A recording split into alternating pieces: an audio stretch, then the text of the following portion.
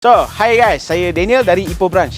Okay, so hari ni saya nak review ini dia SUV compact. Saya boleh dikategorikan dia compact lah. Sebab apa? Dia tak adalah besar, tak adalah kecil mana. Okay, so ini dia Mitsubishi ASX 2.0 two-wheel drive kakak abang. Okay, so harga jualan dia tidak termasuk road tax dengan insurans dia 30,800 saja, tidak termasuk road tax dengan insurans lah. Warranty yang saya tak tahan tu, walaupun tahun 2014 dia bagi 5 tahun warranty, cover enjin dengan gearbox. Okey, mileage baru 122,000 km saja.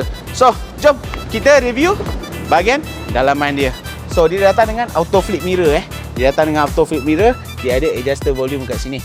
Okey, tengok player dia pun walaupun tahun 2014 dia dah bagi infotainment screen yang besar macam ni. Okey, center console semua masih kemas. Full leather seat warna hitam, sangatlah senang jaga. Okey. So, bahagian kabin belakang dia. Okey. Saya rasa saya pun dah cukup besar boleh duduk kat sini, tak ada masalah. 3 orang Daniel boleh duduk kat sini 3 orang Daniel boleh duduk kat sini. So, bahagian belakang dia walaupun tahun 2014 still nampak mewah atas jalan. Okey. Dulu nak beli kereta ni kakak abang sangat mahal, 100,000 ke atas. Okey, sekarang dengan harga bawah 30,000 saja. Tidak termasuk road tax dengan insurans lah. Okey, so jom kita review bahagian bonnet dia. Tengok. Walaupun dia dikategorikan sebagai compact lah. Okey. Dia punya boot space pun masih besar, boleh muat 3 ke 4 luggage. Tak ada masalah.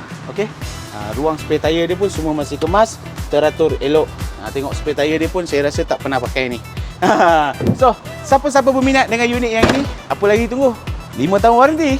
Apa-apa PM saja, nombor di atas. Terima kasih.